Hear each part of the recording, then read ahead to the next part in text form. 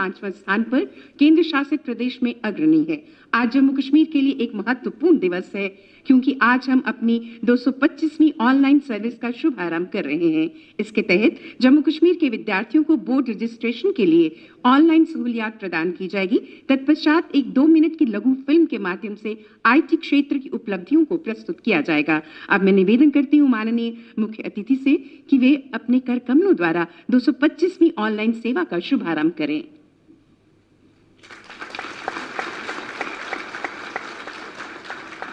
अट्ठावन परियोजनाओं का उद्घाटन करें।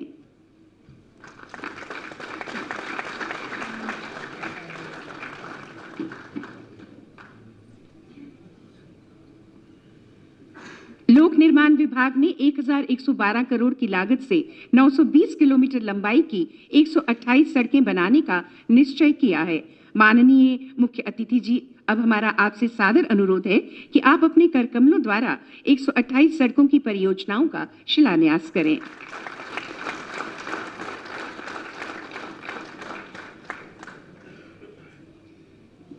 बिजली विभाग जम्मू कश्मीर में जनता को स्थायी एवं प्रतिबद्ध पावर सप्लाई देने के लिए लगातार प्रयासरत है।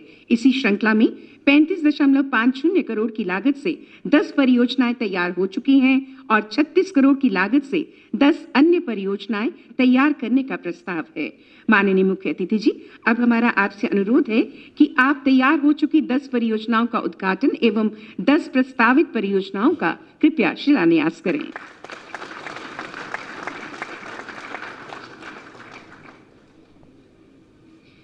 पिछले अनेक वर्षों में जम्मू कश्मीर में सहकारी समितियां मानो छिन्न भिन्न हो गई थीं। केंद्र सरकार द्वारा सहकारिता मंत्रालय बनाने के बाद और माननीय गृह एवं सहकारिता मंत्री के दिशा निर्देश में सहकारी समितियों में अब नए प्राण फूंके जा रहे हैं। जम्मू कश्मीर में भी गत वर्ष में 1000 नई सहकारी समितियों का पंजीकरण किया गया है। माननीय गृह एवं सहकारिता मंत्री जी से अब हमारा सादर अनुरोध है कि वे इन 1000 समितियों का शुभारंभ करें।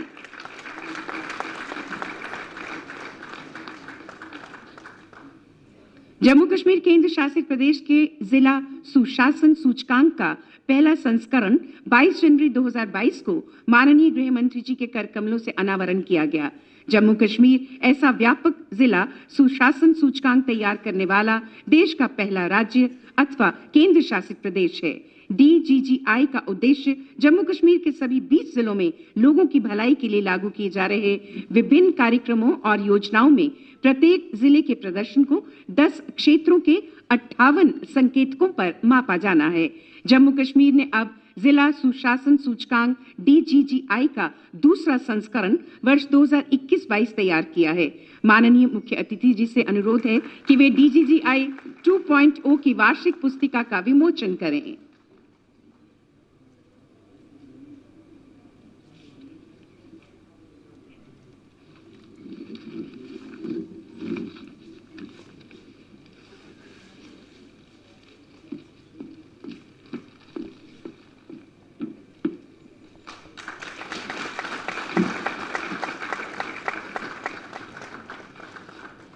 जी, सभागार में उपस्थित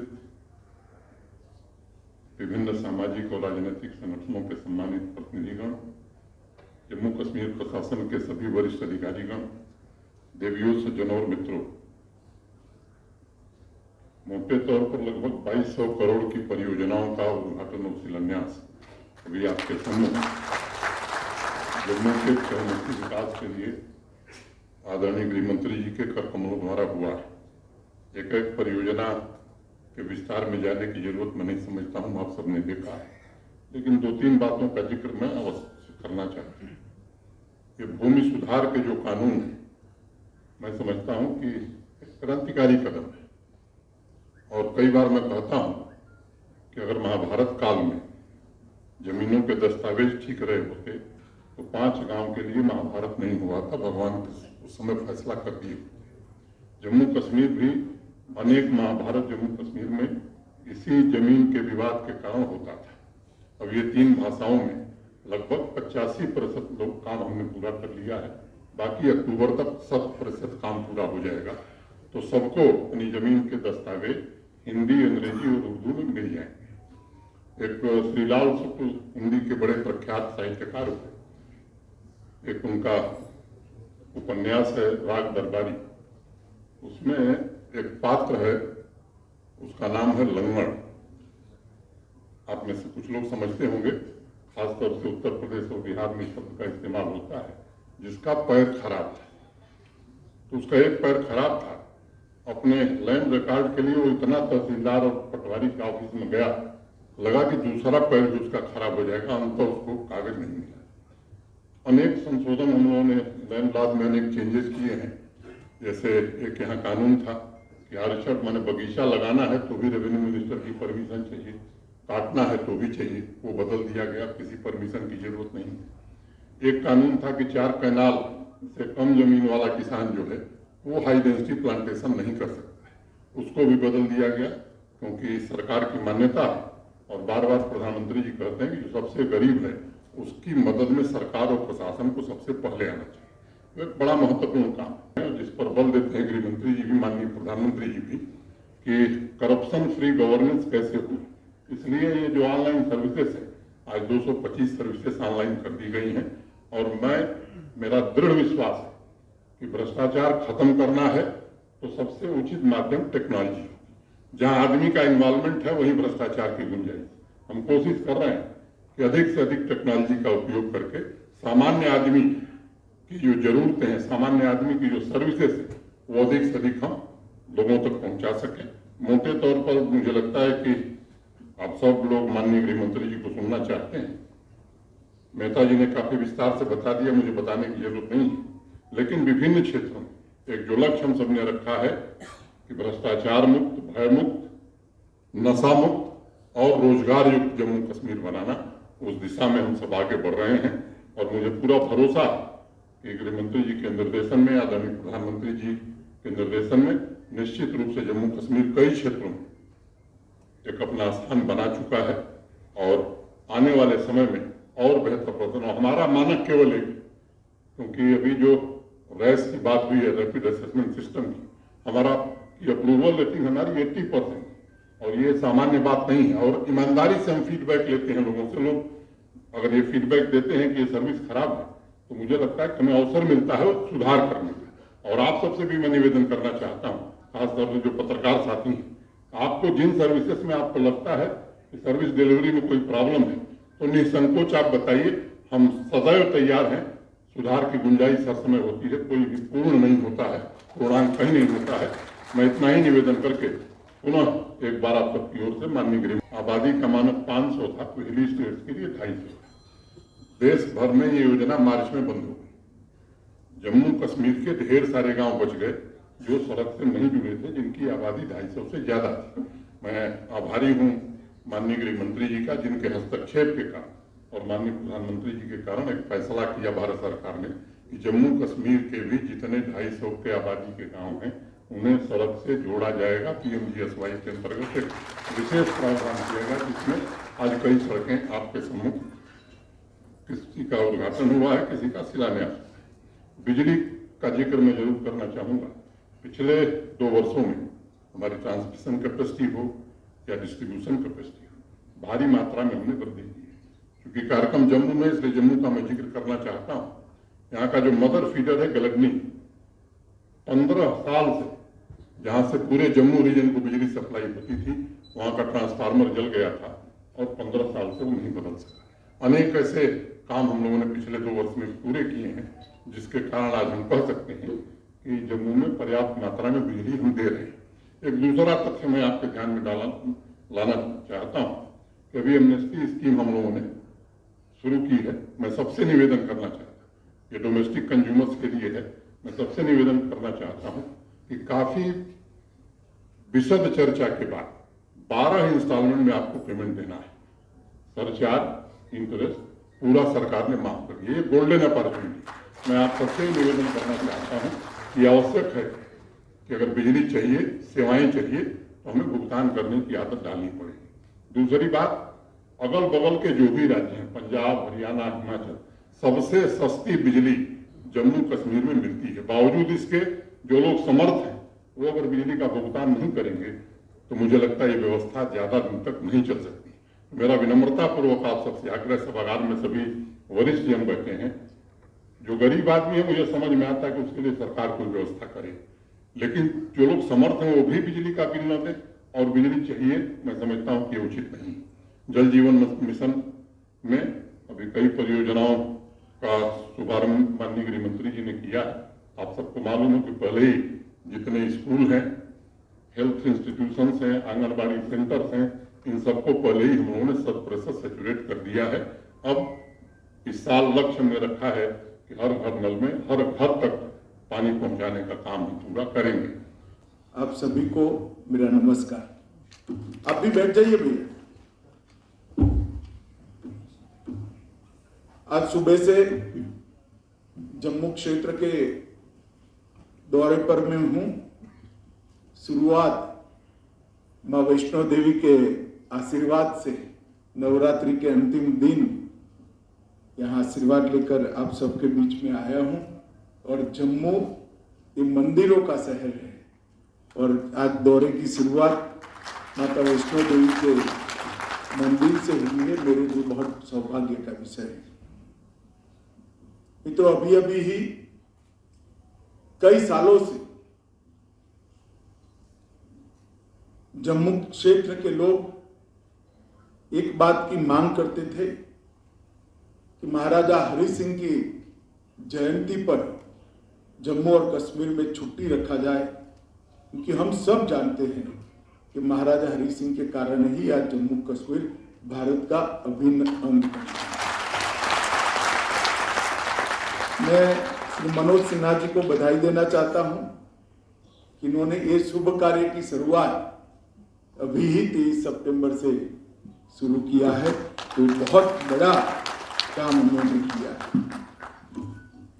मित्रों, आज मैं जब यहां आया हूं तब मेरी पार्टी के अध्यक्ष, पहले अध्यक्ष डॉक्टर श्यामा प्रसाद मुखर्जी और श्रीमान प्रेमनाथ डोगरा को पूरा देश भूल नहीं सकता, क्योंकि ये दो व्यक्ति न होते तो जम्मू कश्मीर के साथ भारत का जुड़ाव कभी परमानेंट नहीं हो सकता।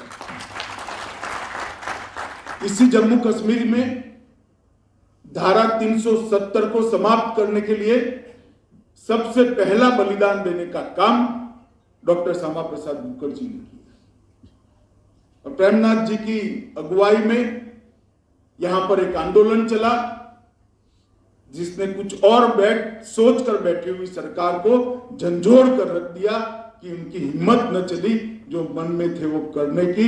और आज ईश्वर कृपा देखिए, मोदी जी ने 370 और 35 को समाप्त कर हमेशा के लिए जम्मू कश्मीर को भारत के साथ जोड़ने का काम किया है। जिस आंदोलन का नेतृत्व किया था, वो आंदोलन को लॉजिकल एंड तक ले जाने का काम देश के सम्माननीय प्रधानमंत्री, हम सब के नेता आदरणीय नरेंद्र भाई ने किया है। ये तो जम्मू कश्मीर हमेशा विकास से महरूम था। मैं तो थोड़ा स्पष्ट बोलने का आदी हूं, पत्रकार टिप्पणी भी करते हैं कि मैं सरकारी कार्यक्रम में राजनीतिक बात करता हूं, मगर मैं राजनीतिक बात नहीं करता, मैं जम्मू कश्मीर की बात करता हूं कि 3 परिवारों के शासन ने जम्मू कश्मीर को देश के बाकी के राज्यों से हजारों किलोमीटर पीछे विकास के मामले में छोड़ दिया था। और ये जो हजारों किलोमीटर पीछे छूटा हुआ जम्मू कश्मीर था, उसको 2014 के बाद नरेंद्र मोदी जी ने आज लगभग सबके बराबर लाने का काम किया है। ये मैं मानता हूं जम्मू कश्मीर के लिए बहुत बड़ी उपलब्धि। 42,000 लोग जम्मू कश्मीर में आतंकवाद की भेंट चढ़ गए और दिल्ली में किसी के माथे पर जू नहीं गए। मामला यहां तक पहुंच गया कि 2-5 लोग गोली से मर जाते थे, अखबार न्यूज नहीं छापता, क्योंकि उनको लगा है तो होना ही है जम्मू कश्मीर। आज मैं बहुत संतोष के साथ कह सकता हूं, मोदी जी के नेतृत्व में आज सुरक्षा बलों का संपूर्ण प्रभुत्व आतंकवाद पर आज दिखाई पड़ता है और जम्मू कश्मीर को सुरक्षित करना बहुत बड़ी उपलब्धि। जिस राज्य में शांति नहीं होती, जिस राज्य में सलामती नहीं होती, वहां कौन इन्वेस्टमेंट करेगा, वहां कैसे उद्योग लगेंगे, वहां कैसे टूरिस्ट आएंगे, वहां स्कूलें कैसे चलेंगी। एक महीने में 200 दिन तक कर्फ्यू रहते थे, 100 हड़तालों का ऐलान होता था। हमारे देश से हड़ताल नहीं ऐलान होता था, किसी और देश से होता था। यहां इसका पालन करने वाले बैठे, उनका महिमा मंडन करने वाली सरकारें थी। आज मैं आप सबके सामने बड़े संतोष के साथ कहता हूं, न हड़ताल देने की हिम्मत है, न पालन करने वालों का महिमा मंडन है। बहुत बड़ी उपलब्धि। पीएमजय के कार्ड लगभग 77 लाख कार्ड आज देने का काम समाप्त हो गया है। 225वीं सेवा को ऑनलाइन जारी करने का काम आज जम्मू कश्मीर प्रशासन ने किया है। लगभग सौभाग्य के तहत 8,57,00,000 घर ऐसे हैं, आप कल्पना कर सकते हैं, 8,57,000 घरों में आजादी के 75 साल तक बिजली नहीं पहुंची थी। पहली बार एक छोटा सा लट्टू भी पहुंचाने का काम नरेंद्र मोदी जी ने किया। हिसाब मांगना चाहिए जम्मू कश्मीर के लोगों ने, जिन्होंने 3 परिवारों से, जिन्होंने 75 साल शासन किया, क्या किया। आपके बच्चे तो पढ़े इंग्लैंड में, जम्मू कश्मीर के बच्चों का क्या। 42,000 लोग बलि चढ़ गए, कौन जिम्मेदार है। 3 परिवारों का हिसाब मांगने का समय जम्मू कश्मीर की जनता के लिए। Pre matric, post matric, merit cum means अल्पसंख्यकों के लिए लगभग 4,38,000 छात्रों को यहां वजीफा देने का काम हुआ है। अनुसूचित जाति के छात्रों को पहले वजीफा नहीं मिलता था, अब मिल रहा है। लगभग 8,000 पहले गत साल था, 8,000 से छलांग लगाकर 23,000 तक पहुंचा है। करीब 5 लाख छात्र वजीफा लेकर अपनी पढ़ाई की। मैं इसलिए बताता हूं कि जो कहते थे कि 370 जाने से क्या हुआ, ये इसका जवाब है। 1,000 नई पैक्स कोऑपरेटिव सोसाइटीज बनना बहुत बड़ी बात है। और जब पैक्स बनता है तब किसान का भला ही होता है। पैक्स बनता है, सरलता से ऋण मिलता है। पैक्स बनता है, भंडारण की व्यवस्था होती है। पैक्स बनता है, मार्केटिंग की व्यवस्था होती है और किसान के उपज को अच्छा रेट मिलता है। 1,000 पैक्स जम्मू कश्मीर जैसे नए छोटे राज्य में बनाना ये बहुत बड़ी उपलब्धि है। 4500 से ज्यादा यूथ क्लबों को बनाने का काम आज यहां पर हुआ है। मैं सब इसलिए कह रहा हूं कि जो विकास करना चाहते हैं वो सिर्फ विकास में श्रद्धा रखते हैं, और जो भ्रष्टाचार करना चाहते हैं उनको विकास से कोई लेन देन नहीं है। इसलिए 370 की आड़ में आज तक, मोदी जी आने तक, यहां एंटी करप्शन ब्यूरो ही नहीं था। फारूक साहब मुझे मिल गए एक जगह पे, मैंने बोला जनाब एक बताइए एंटी करप्शन ब्यूरो क्यों नहीं बना है। तो उन्होंने कहा धारा 370 थी। वो ठीक है, मैंने बोला अगर जम्मू कश्मीर असेंबली तो बना सकती थी। साथ में एक पत्रकार खड़ा था, अपने पैर पर कौन कुल्हाड़ी मारेगा भैया, काहे को पूछ रहे हो। वो बदलाव नरेंद्र मोदी का मक्कम और मजबूत नेतृत्व के कारण हुआ है मित्रों, और उसी के कारण जम्मू कश्मीर के विकास की एक नींव डालने का काम यहां पर हुआ है।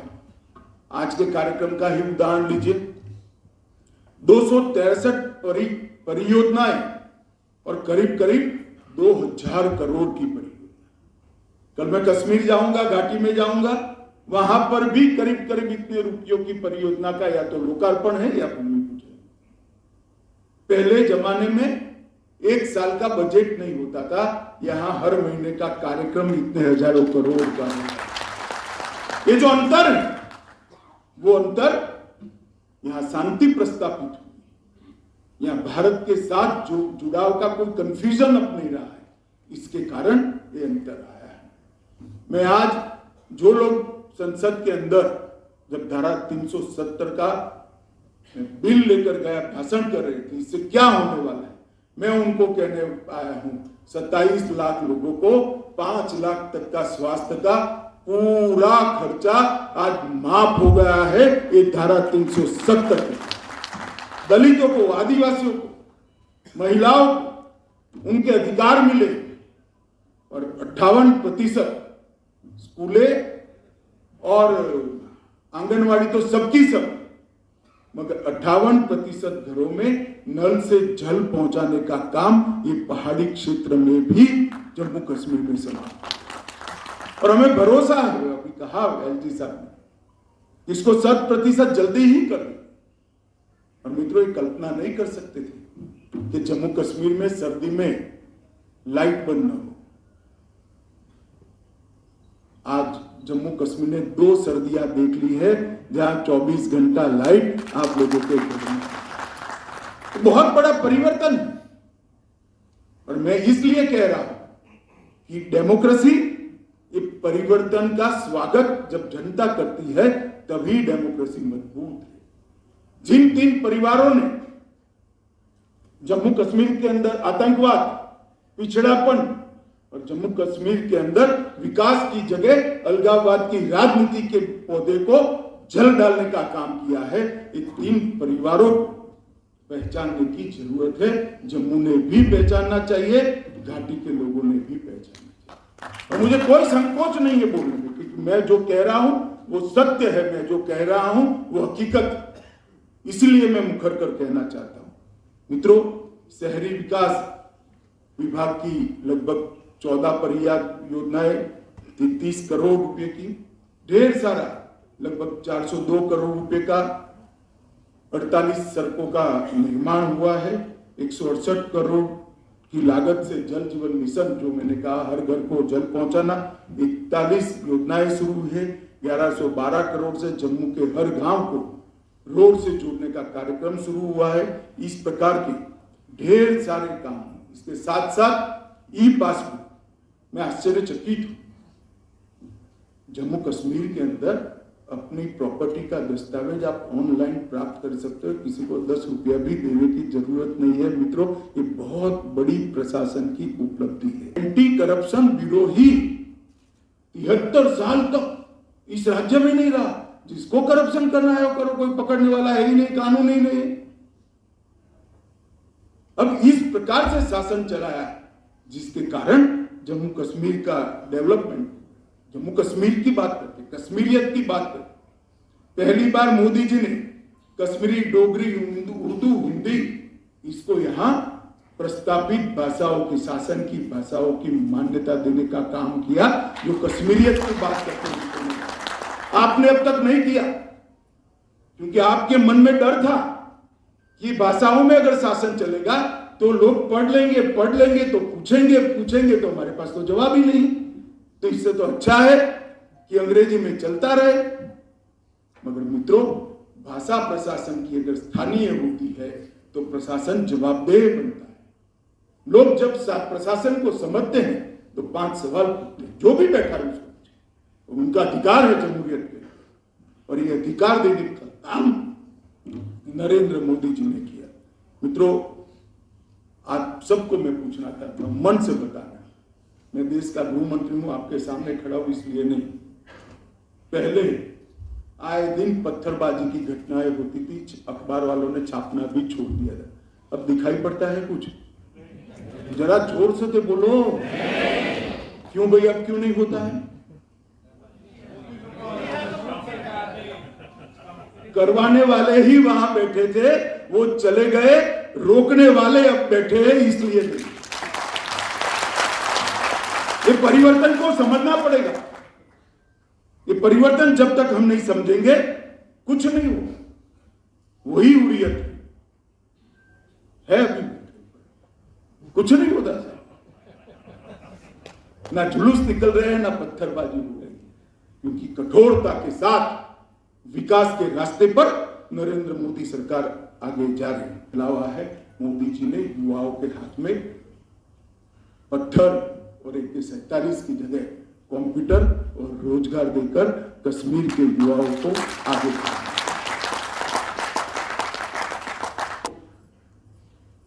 50 लाख यात्री सिर्फ जम्मू में आए जनवरी से लेकर, सारे रिकॉर्ड टूट गए।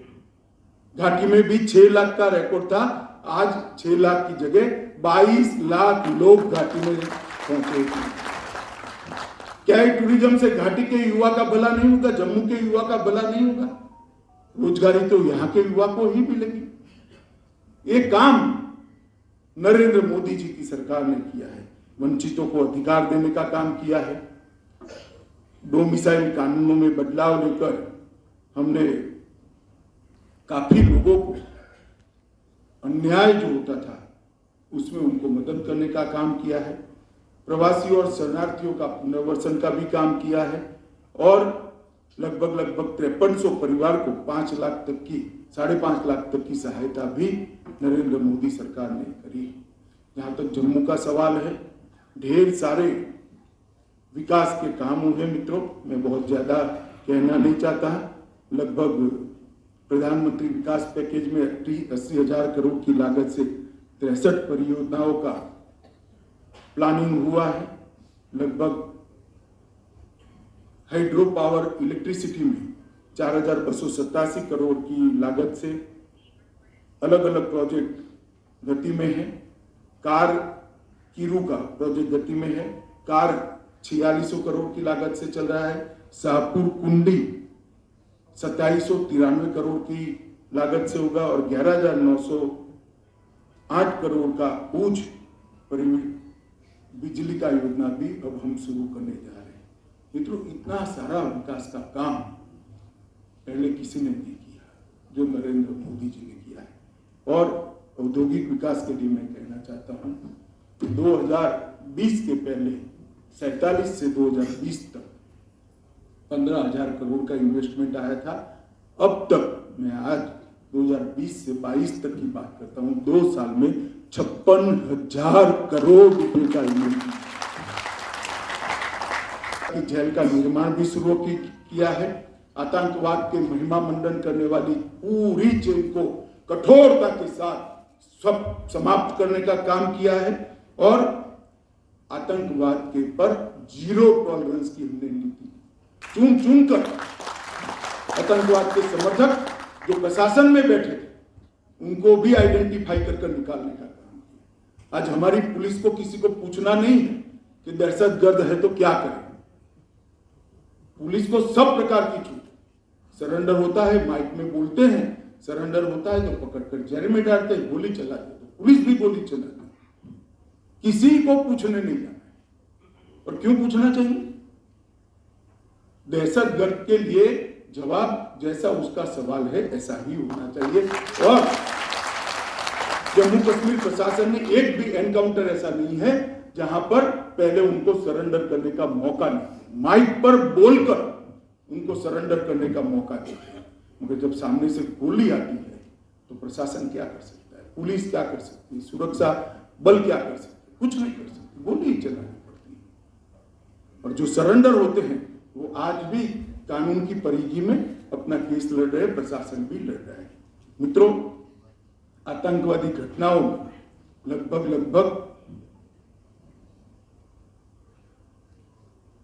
54% की कमी आई है। सुरक्षा बलों की मृत्यु में 84% की कमी आई है और रिक्रूटमेंट के अंदर लगभग 22% की कमी आई है। ये आंकड़े मैं इसलिए कह रहा हूं कि हमारा हिसाब मांगते हैं, छुटपुट बयान कर चले जाते हैं, कहीं ना कहीं इंग्लैंड चले जाते हैं, फ्रांस चले जाते हैं, स्विट्जरलैंड चले जाते हैं। गर्मी इनको राज नहीं आती। अब हमारा तो वहां घर ही नहीं है, हम क्या करें? जिनका घर है वो चले जाते हैं। मगर मैं जवाब देने आया हूं कि भला ये पहले क्यों नहीं होता था, अब क्यों हो रहा है?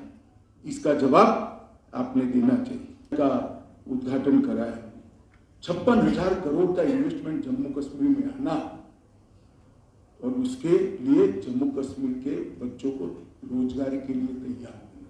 IIM भी आया है, IIT भी आया है, एम्स भी आया है, ढेर सारे नीट भी आया है और जम्मू और कश्मीर दोनों जगह पे ढेर सारे युवाओं को हायर एजुकेशन का इंफ्रास्ट्रक्चर पूरा करने का काम नरेंद्र मोदी जी ने भी किया है।